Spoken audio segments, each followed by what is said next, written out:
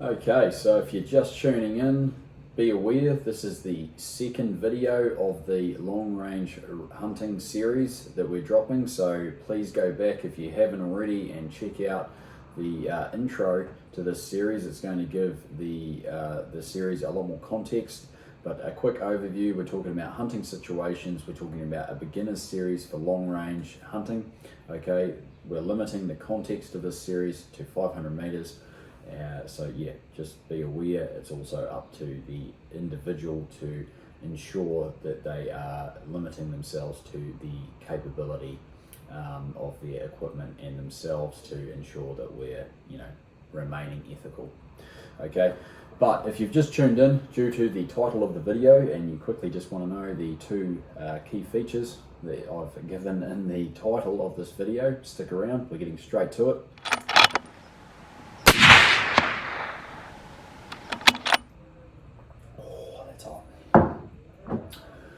Okay, g'day everyone, welcome back to Controlled Recoil. In this video we're going to be talking about two key features of a long range rifle scope and the importance of these. We are of course talking about the angular measurement, what we're actually adjusting in when we manipulate the turret. Okay, and then we're going to be talking about the position of the reticle within the scope, or the crosshair, okay, where that's physically positioned and how that affects the performance of the optic. So they're the two things we're going to be covering off. The reason why I'm covering them off first is we're going to be referencing these terms, okay, throughout this video series. And also if you are following along here and you're already looking to buy or acquire an optic for your situation, you're going to want to know what these are, because these two features really sort of define the operation of the optic. Okay, now there's obviously other key features that are desirable for long range hunting, and we're going to be covering them off in another video, but these are the two key features as far as the actual mechanics of the scope, the operation and what to expect. Okay, so angular measurement, why are we talking about that? I do apologise for the wind outside, guys. It's like a red weather warning at the moment, so we're dealing with like 120, 130k winds. So bear with me on the audio. I've done my best to try and block it out. Okay, so we have a scope, we have the bore axis, and when we fire the firearm, the projectile leaves the bore axis and immediately starts dropping due to the effect of gravity. Now, some people might be confused when they hear hunters talk about their zero range, and maybe some people have mentioned that the bullet's still rising at a certain distance and things like that. That can be really confusing.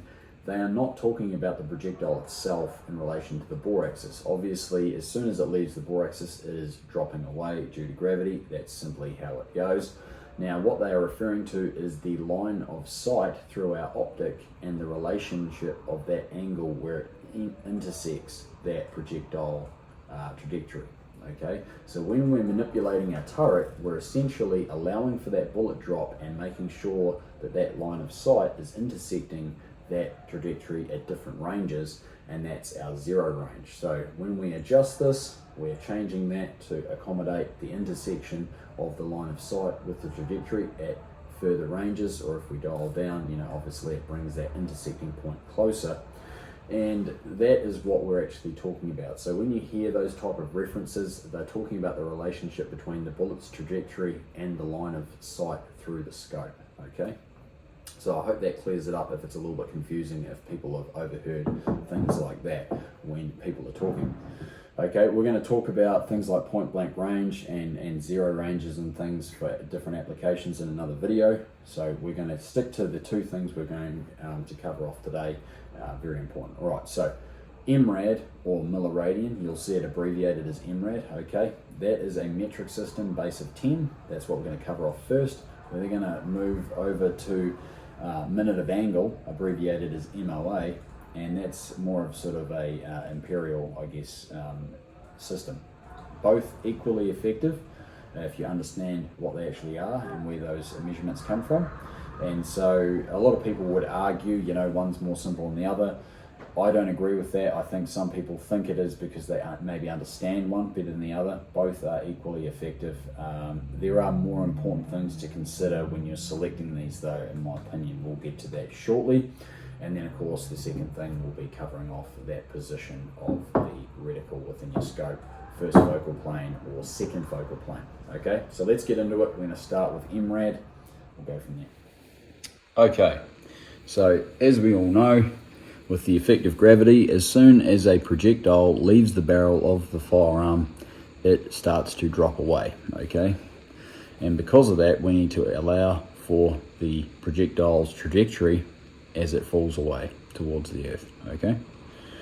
Now, we use an angular measurement to allow for this and index that angular measurement on our scopes. As you can see here, we have a Milliradian scope, and we've got 0.1 increments all the way up to 1 full Milliradian, okay, and so on.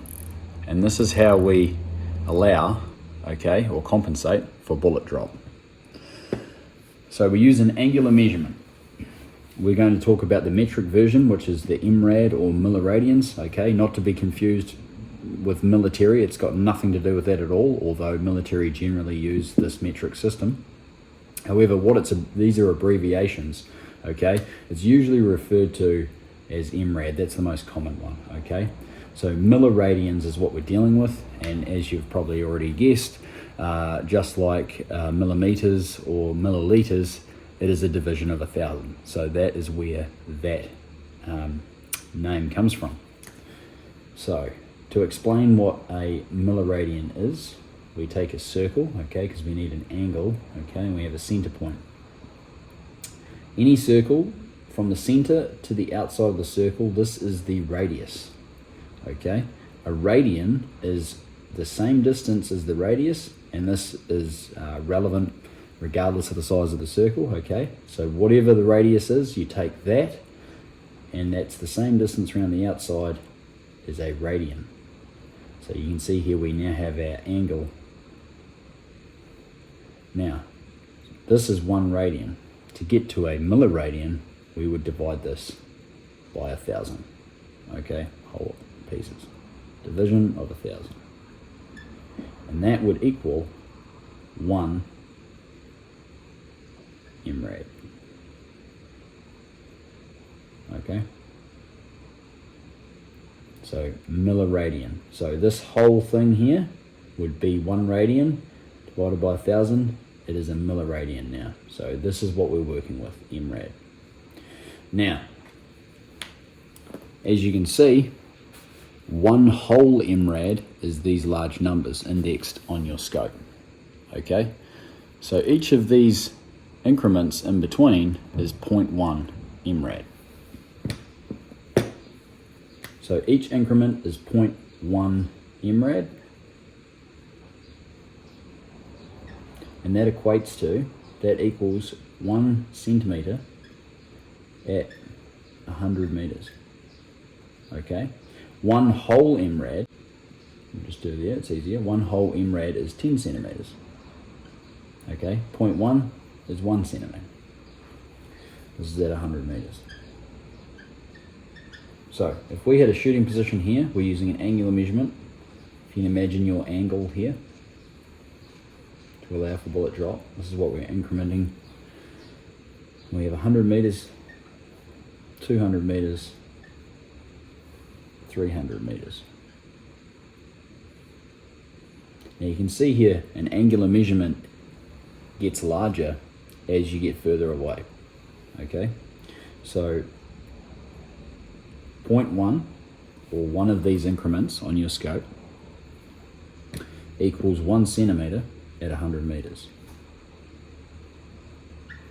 2 centimeters at 200 meters, and of course 3 centimeters at 300, and so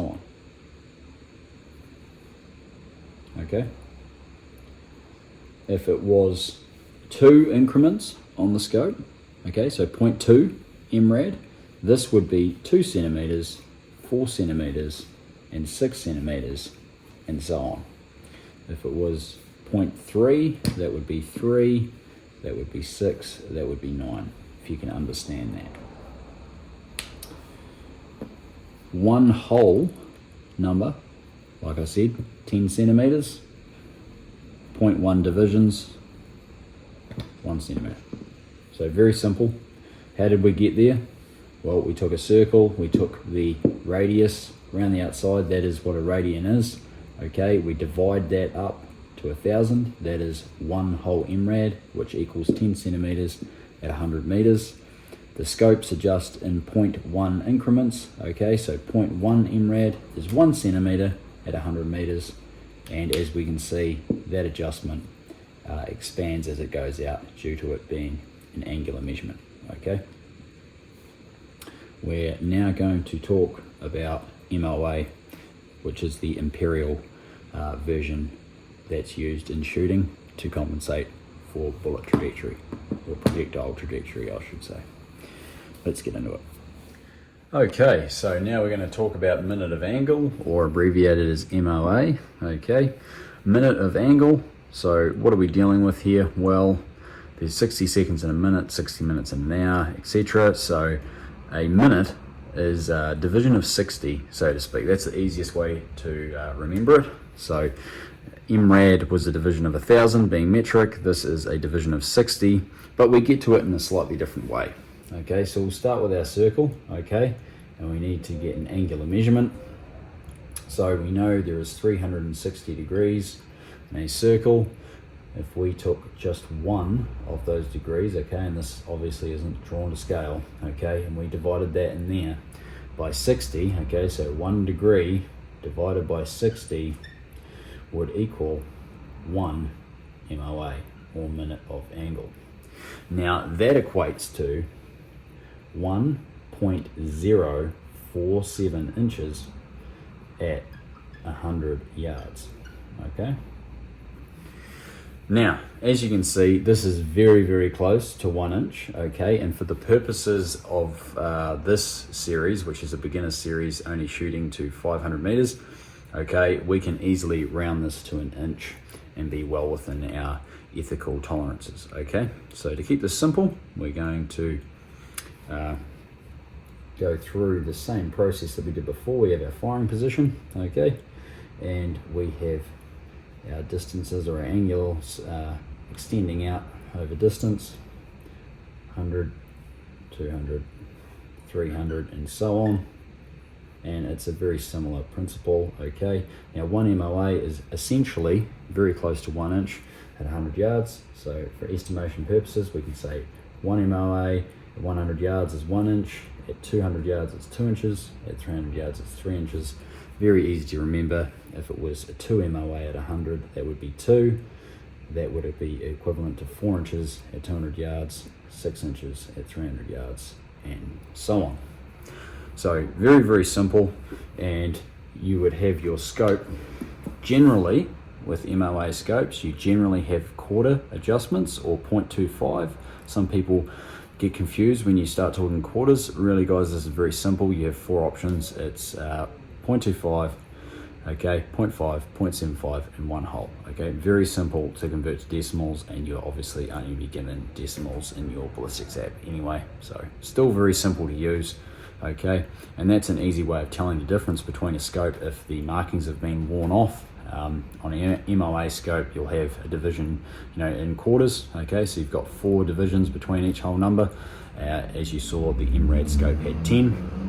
So this is very straightforward. We have 0.25 increments, or 1/4 increments on the scope, and one of these whole numbers is 1 MOA, which is the equivalent of 1.047 inches at 100 yards, okay, or 0.25 inch increments.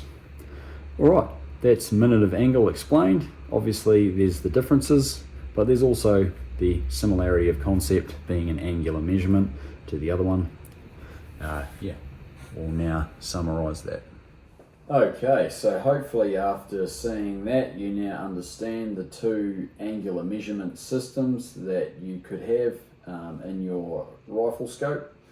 Now, one thing to consider that I think is more important than just simply trying to decide what's easy for you. You know, some people will obviously already be working in the metric system, and say you're in construction or whatever, and you're used to working in meters and centimeters, millimeters, that sort of thing. Then obviously it's probably going to be more appealing to go for the MRAD or Milliradian. If you're someone who naturally judges distance in yards and things like that, it might be easier to go with the minute of angle, okay, or the MOA. Now, that seems obvious, but the main thing that I would say to consider is if you already have hunting buddies that are set up with a long-range system or are already using a scope like this, it's probably a good time to talk to them and see what system they're using. The reason for that is, although it's important to understand a system well, you will easily get to know the other system if needed with training and practice and things like that, and you're obviously going to be doing that to be able to hunt ethically at these distances we're talking about. So that's potentially not as critical as being compatible with your buddies when you're out hunting. Now, long range hunting, it is highly beneficial to have someone spotting you, okay, whether you're hunting, whether you're just practicing, whatever. Having a spotter team is really, really helpful. Now, if you do have a spotter team, it is much more beneficial to have them using the same system, and your communication is a lot more streamlined with calls. You know, if they see or miss, they can measure in their reticle and give you feedback to make adjustments.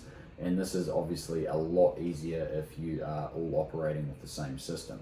If you have to start converting and between MOA and MRAD in the field, you know, maybe it's a high pressure situation, maybe you need to do a follow-up shot on an animal and there's you know, time sensitive. This is going to be a lot easier if you are operating with the same system. So I would say that that's almost more important than just what comes to you more naturally at the moment, because you're going to get very familiar with this system as you train with it. So that's just something to consider. So we've covered off the angular measurement, what we're actually adjusting in. Okay, now there's more to this. You can use the increments in your scope to judge range and the size of objects and things like that. We're going to talk more about range estimation and that sort of thing in another video. But for now, you understand the actual mechanics of what's going on and that which system might be more beneficial for you.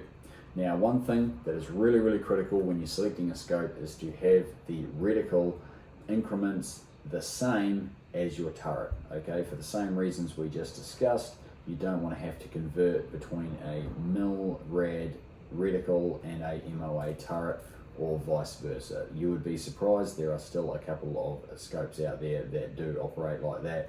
Make sure if you're in MRAD, you're using MRAD turrets. If you're using MOA, you're using MOA turrets, and then both systems are easy. So that's something that's really, really critical to make sure when you're looking at an optic. There's not many getting made now, but there are still a few sort of budget ones that are doing that. Okay, really important. So they're just the things to consider when we're talking about angular measurement. We're now quickly going to talk about first focal plane. I'm going to roll in some footage here to help you understand what I'm talking about, because it can get a little confusing, okay? But what you need to realize, we're going to talk very, very basic here, guys, about the internal construction of a scope, so the geometry of it and stuff like that. I know there'll be people rolling their eyes thinking, oh, this is, you know, we're just simplifying it, okay? This is just to get the concept across. We don't actually need to know the exact geometry of the internals, but essentially you have light coming in here, okay? We have a focus point down here where the light's corrected by a series of lenses. We get to this point here, we have the erector assembly, you know, what's actually being adjusted up and down when we manipulate the turret, okay? And then behind this we have some magnification lenses that are manipulated as you twist your magnification ring. You then have them going back and forwards, and this is what actually magnifies the image. Okay, and then of course we have a few more back in here that, you know, this is the eye box, this is after the magnification ring and the lenses, etc. And that's what's correcting a few things for your eye and stuff like that. There's some focus stuff there and stuff. Okay, so we won't focus on too much of that. That's not so important for the topic we're talking about. What we are going to stress is the reticle or crosshair position, okay? Now, a first focal plane scope has the reticle position in front of the magnification lenses. Therefore, when you're magnifying the image, you're also magnifying the crosshair at the same rate, okay? Therefore, the crosshair stays calibrated, and all the increments in your crosshair are calibrated regardless of the magnification. So it doesn't matter what setting you're on, the crosshair increments mean that at any range, okay? Any magnification range. If you've got a second focal plane scope, the reticle or crosshair is situated behind the magnification lenses, and therefore the image magnifies but the reticle appears to stay the same. What this actually means is it is not calibrated on all magnification settings. So if you're running a second focal plane scope, you'll have to be mindful that there will only be one setting on the magnification ring that it's actually calibrated for. You can, of course, just go to half the magnification and double the increments when you're doing calculations. So there are ways of working around it, but the first focal plane, or FFP, is going to be calibrated regardless of the magnification. The downside to that is obviously it can appear to get smaller or larger depending on the magnification, and this can make it hard to see looking very fine at that lower magnification range. So if you are getting a first focal plane scope, I seriously would recommend only getting one if it has an illuminated reticle, okay? Second focal plane, maybe not so critical. However, you will have to be aware that your windage holds and increments in your reticle are only calibrated on a certain magnification, okay? So we'll roll that footage in now to give you a better idea, and that should clear up any questions. If you do have any questions, of course, drop it in the comments. So this here is a second focal plane scope. This is still probably the most common type for hunting purposes. Now you can see here the image is magnified while the crosshair appears to remain the same size. I say appears because it will only be calibrated on one magnification setting to use those increments that you see in it. However, the benefits of it is remaining easy to see throughout the magnification range, especially when you're up close using the lower magnification. So here is an example of a first focal plane scope. As you can see, as you zoom away from the image, you also zoom away from the reticle. This means the reticle increments are calibrated on any magnification. However, it means that it can get a little hard to see on the lower magnifications as shown here, but with a well-designed reticle it works really well. This is also why I highly recommend going for an illuminated reticle if you're going to be using a first focal plane. So as you see there through the trigger cam, it's a great way of sort of directly seeing exactly what that would look like, and that should give you guys a really good way to compare scopes for your application. So thanks very much for tuning into this video. If there are any questions, like I say, chuck them in the comments. If you're not following us on Instagram, please consider that. There will be some stuff in the background going on. There's a few things that happen over there that don't make YouTube. So if you're interested in that, consider following us on Instagram. And if you got value from this and you have the means to do it, please consider dropping a super thanks there. Really appreciate the support, and just thanks to everyone that's taken the time to watch through to the end. So you've done well. More to come. We're going to talk about the features that are desirable on a scope as a whole, and we're also going to do obviously how to mount it correctly. So that'll be coming soon. So thanks very much for the support. Stay safe out there. We'll catch you on the next one. Cheers.